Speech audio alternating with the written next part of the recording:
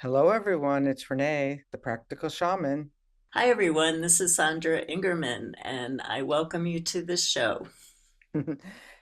And I think I didn't tell you my last name. So I'm Renee Barabo, in case you're looking for me by my name, Baribeau. I know now that we're on audio, um, it doesn't really make a difference, but I guess people need last names because they don't see you. I think everybody who listens to us knows who we are. So Yes, maybe, but a lot of people have been finding us lately. Like we've been doing this, we're in year six, season six, and yeah. people say, I just found your show. And thank goodness, because there's six seasons to go back and listen to, full of wisdom. And for those of you who are seasoned listeners, when you're looking for a topic, you can go over to shamanstv.com, or over to the YouTube or over to the your favorite podcast place and put in a search, and we have topics on absolutely everything. Make sure you like and subscribe us while you're there, and then you'll be updated when we release a new show. Yeah, I was never a YouTube person ever. And now I'm finding instead of going to doctors, I'm finding YouTube videos for me to watch that are fixing me better than any chiropractor, any massage therapist, or any doctor could do. So I'm sharing these with my students who are having nervous breakdowns right now. I'm sending out all these links. I have like 20 links of these different videos that release every single muscle in my body. um, Wow, I send me that one. The yeah. I know last week I got my jacuzzi had to get fixed, and the guy put in all of these new parts, and then they leave me this handbook, and the handbook has directions, but I'm there like, I don't understand this. I like Googled the up onto the YouTube, and like sure enough, this guy has a three-part lesson on how to set the timer, how to keep the temperature. And I was like, right. And so it's like I think the manual handbook is going by the wayside. For that reason, that's why I've been doing my Windwalker Oracle readings every week on YouTube. I'm trying to build up the YouTube channel, and I figure there's 52 cards or 64 cards in the deck. That'll Mhm. be 64 lessons. That'll take me all of next year. So if you're not following the Practical Shaman, go over and follow the Practical Shaman too, which is my separate channel. And then I don't really think you add to your channel on YouTube? Um, I don't think I have a channel on YouTube, but every time, every time I do a podcast or an interview, I see myself on YouTube. So and I have a million videos that people took at my workshops without permission. Oh, Have something like I have a list of, not because I'm trying to bust anybody. When people want to know about my work, I send them the list of YouTube videos of everybody who videoed me at my workshops without permission and put them on YouTube. So I send everybody my YouTube links to learn about my work. that's really funny. I mean, we're trying to get the work out there. So That's true. You could still put a copyright on them if you yeah, want a yeah. copyright thing. I employed that method once when somebody took my work and changed it around and then put it out as their own work. And Right. I did put a copyright infringement on it. Yeah, But that's really important point because a lot of people are writing blogs now and things now. So if you don't, I copyright every all my newsletters and every article that I write. If you don't put that little C in your name and the year, somebody can take your article, put your name on it, and you can never share your work again because it belongs to somebody else. uh, The law, that's actually the law. So those of you who are writing out there, just you don't have to contact an office. You just put that little C, your name and the year, and that's legally makes it your work. And that's how I protected soul retrieval was I knew it was mhm. going to take a long time to write the book. So I wrote a long article for a shamanic magazine that doesn't exist anymore and copyrighted it. Otherwise, that work would have gotten out there, and somebody else would have written the book. Well, luckily, there are certain things. This wasn't what we were going to be talking about, but this is really important because there is so much work being extrapolated and borrowed. So I think this is a topic that's really timely. Before I sent out the very first box of Windwalker Wisdom Oracle, I did get them copyrighted on, with the Copyright Office and things like that. And I had done some other work in my life that I had gotten copyrighted. When you write a book, when you get your stamps and stuff for it, like even if you're going to self-publish a book, it's worth taking the time to learn how to get the Bowker or get the numbers and stuff like that so that your work is protected. Because right now people are just, I mean, go over to the Shaman's Cave and look at these posts that people are making, like that they're original ideas. I mean, like it's where are you getting all of this long information that you're sharing, like that it's, from God's ear to your pen, or God's mouth, God's lips to your pen. I actually am a publisher because I self-published a book, A Fall to Grace. I'm a publisher. My publishing name is Moontree Rising Productions. Nice. I'm Enlightenment Productions. So, Yeah, it's and fun. I never used it until just recently, Mm. for, A Pilgrim's Guide to Walking Wisdom, which, by the way, it's available for pre-order. It won't be in your mailbox until February 5th. But on February 5th, the audio recording, the ebook, and the published book is going to be available. And I really highly recommend it. It's about as practical insight with 11 little wisdom tidbits, and it's a real easy read, and people are really liking it. So I'm just throwing that out there. We did have a topic. We do have a topic, but I just want to say, as we're just sharing that before we move on to the topic, that I just wrote, I haven't sent it to my webmaster yet, but I just wrote my January Transmutation News, which is my monthly newsletter. And I'm on my 26th year, not Wow. missing a month. And before it was the Transmutation News, it was a column called The Fall to Grace. And that was for 2 years. So I've had 28 years of months of newsletters and I have had 13 to 14 to 15 translators. They change over time. So it goes all around the world. And if you ever want to get on my list to get my newsletter, just go to Sandra at sandraingerman.com and sign up on the email list, or just click on the Transmutation News and read it. I do have to say, I wrote this in January, that in 28 years, I haven't written anything new. We're still in the same place that we were 28 years ago. So 340 thoughts later, we're still cycling around. Maybe because you're about 20 issues away from a full 360-degree circle, we're almost ready to move 20 more issues and we'll move into something new. How do you like that? That'd be great. That's great. It reminds me, I'll just have to send you about my book launch before the February one goes to press. Oh, And also I mean, since we are giving a few little updates before we get started, Sandra has a class coming up. yeah, so for over 40 years now, I've been teaching a beautiful course on working with death as a shamanic rite of passage, because death is a rite of passage, and death is our physical death when our cycle ends and we move on, and death is every change that we make in our lives.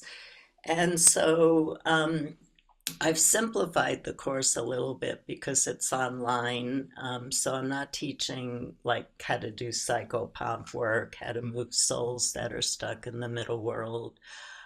That's advanced work that shouldn't be taught online. And so this course is for people who want to learn about death for themselves, who want to meet in a journey a loved one, a pet who died, a plant who died, trees that died. You can meet any being that left this great earth because in journeying, we're journeying outside of time. And had to sit with people who are dying to give them a graceful, beautiful death, how to do memorials and how to work with grief, how to how to help family members. So it's a very comprehensive course using shamanism for how death is a natural cycle and how it's a beautiful cycle and how we can work with it to understand it for ourselves. So many people took this course and said, I don't think I'm ever going to use anything you taught. And I always hear from them later that this was the most important course that they ever Mhm. took because of how they were able to help their loved ones and how they were able to help themselves and get a greater understanding of our cycles that change, which is also part of our topic today, is around changing cycles, and every changing cycle is a death. Mhm. So I have a an intro call talking a little bit about the course, but the course starts in January. And if you get on my email list, you'll learn about it. But we'll post something about when the course starts too. Mhm. Yeah, go over if you're not a member of the Shaman's Cave on Facebook, but also when we drop these episodes, we always send an email out with our things that are going on with the both of us with our own individual work. So join our email list at theShamansTV.com as well if you want to know and you're not on one of our lists, or get on both of our lists and the ShamansTV.com because we only use that list for this show. Right. Yeah. Yeah. So yeah, that's great. Um, Death work is so important, and so totally agree with you that it was some of the most profound work that I did in my shamanic training. And how many times in my life when people have been dying that I knew how to be a witness for them, their experience, and not my own personal, baggage around, the loss or how I was going to feel, but to actually show up and be an honorable witness. So I think it's really important work. Yeah. Yeah. So we're both doing really important work, um, and it's work that really reflects the change of seasons that we're Mhm. into. I'm actually leaving in the Tarot my death year, and I'm ending my death year teaching a course on death as a rite of passage, which is pretty interesting. Better Um, than leaving. yeah, and so the Tarot has been a real guide for me in every year of my life. And I've been working with the Tarot as long as I've been working with shamanism for over 40 years now. And I use it for myself as a roadmap. And so, especially using numerology, we change the year that we go into on our birthday every year. And so, it's a really good time of reflection, of making changes. And so, Renee is actually putting on a summit that deals with oracles. And Mhm. um, it's such a perfect time as we're moving into the solstice which is a change of seasons, which is a death, which means we're letting go of something and we're welcoming in the new. And the wonderful thing about Oracle work is that Oracle work provides us a roadmap.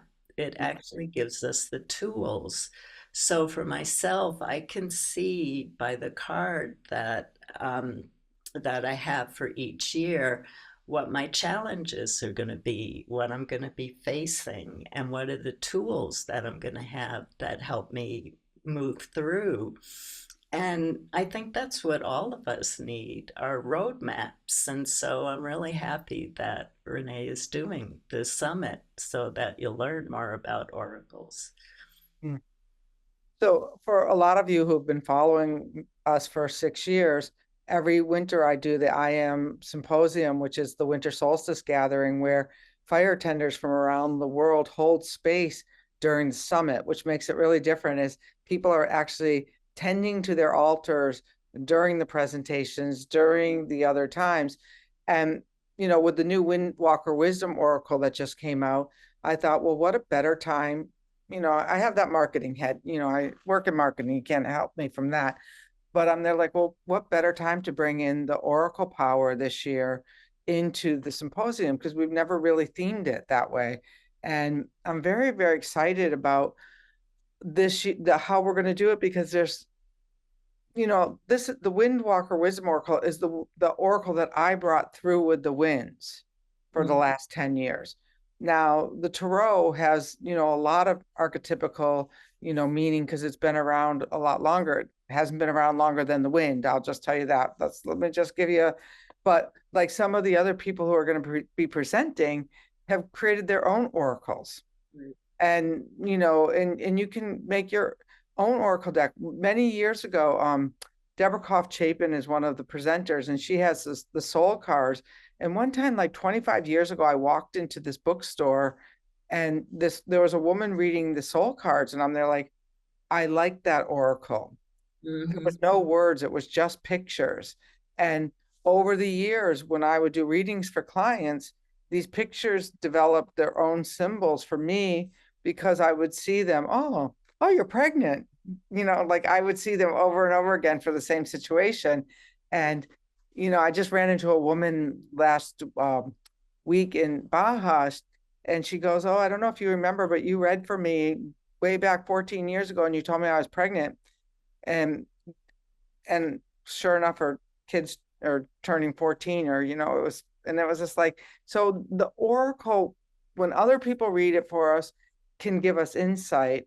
But when we start to use the oracle for our own insight, which we're really calling you to do at this time of the solstice when you're going in, is even more powerful. Yeah, and it really is about intention. And so I studied with a teacher who I really loved, and she was a Capricorn like me. She had the same archetype in the tarot as me, and I took her beginning tarot class, I think 6 or 7 times. She would see me sitting in the class and would just look at me because every time you take the same class, you go so much deeper. Hmm. Anyway, she's a controversial figure in the tarot world because she did her own interpretations. Um, but I only work with that one deck, and it's the Crowley deck. And Crowley actually switched two of the major arcana intentionally to throw people off the path. But I still read it the way I was taught, even though the cards are changed. And in 40 years of doing readings, because it's the only deck I use, and it's the only deck that connects me to the universal tarot gods, whoever they are, Yeah. it's always 100% accurate. So Right. it's all about intention. It's like Renee is saying, people are making their own decks, but because they put so much intention into it, the cards are alive. And so they speak to you as Mhm. living beings, as real living beings, whether they have historical significance, whether the person who designed the cards intentionally changed the meaning. If the intention is correct, you're right in the flow of the oracle. I love that. Because the Windwalker Wisdom Oracle is so new, one of the things that I did was I created a oracle circle for the year, because I learned when I came out with Winds of Spirit was that I brought the work in, or I wrote the work down. I don't know that I brought it in, but I wrote it down in, the book Winds of Spirit. But now I've birthed this oracle. Again, it hasn't been on the planet in thousands of years, right? So it's not up to me to assign it the meaning, but I'm very curious because there's like 230 people in the circle already. Like, so if we get 300, 400 people in a circle who start working with these archetypes, these wind archetypes, what we're going to learn, Right. Yeah. what we're going to bring in, Mhm. what energies that are these winds trying to share with us. And I'm like uber excited about that, because one of the things that I learned with Winds of Spirit was I had students who went far deeper in the wind work than I did. Right. They had a way different relationship, and because I'm me. Right. Some Yeah. people are way more ceremonial, more intentional, and I mean, it's just like we go back to that story when Sandra was given the soul retrieval, and she said, "Oh no, I can't do this." Or that, well, we'll find somebody else who will. It's that same kind of thing. It's like I sat down to do it. Right. It doesn't mean I'm the keeper of the community. Right. Yeah. And so that's how it works. And so that's why the 13 years of the I Am Symposium, that people come together, that they hold the most beautiful altars. I'm like always in awe because Mm. I've got my candles and my little altar. I mean, I've gotten better over the years, as Sandra can testify, but there's people who do it with such beauty and grace, and I'm sure the divination that they're receiving maybe far wiser than anything that I could ever hope to tap into. Yeah, and just to give some really practical tools, because everybody's always asking, well, so you work with oracles and you divine information, and we have these wind cards, and we can go really deep with the wind cards, but how? Right. And so there's two ways that I teach, and I've taught workshops using these two ways, so I know how well it works. So, two ways that you could work with the wind cards or any oracle deck that you're unfamiliar with, besides doing your own work and going out into nature and all of that we've been talking about for 6 years. Two ways to work is where you do automatic writing with the card, um, where you put on, this is how I do it. There are different ways to do it. I look at the card, I put it up on my altar. So I put the wind card up, and I look at it, I stare at it. And then I have a piece of paper, and I have this nice music on, and I close my eyes and I put on the piece of paper, what is the message of this card to me now? And I just let my hand write. It doesn't matter if it's going downwards, crossward, it doesn't matter how it's going. You're letting your unconscious do the speaking, because your Mm. unconscious symbols speak to the unconscious. That's what Jung taught us. And so your unconscious is now making a connection. So you're writing out what your unconscious got from this symbol, which is the truth. The other way I've worked with it, if you're a shamanic journeyer, is I actually have people go into the card and talk to the symbol, actually have a conversation with it. and I taught a whole workshop on the tarot using that. So those are two ways that I've been using for 40 years to help people and myself um, interpret oracles.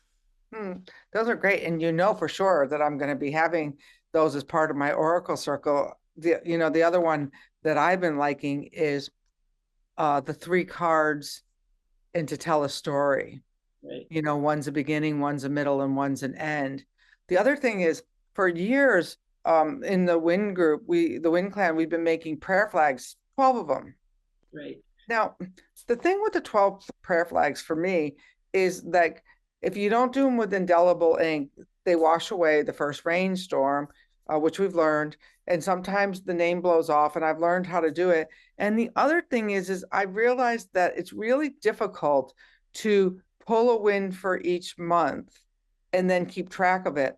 So this year I bought, and I'm going to be doing a workshop in January with this, is I bought these canvas flags, and I'm going to have people still pull the cards for the year, Mm-hmm. but interpret it with one painting on one flag.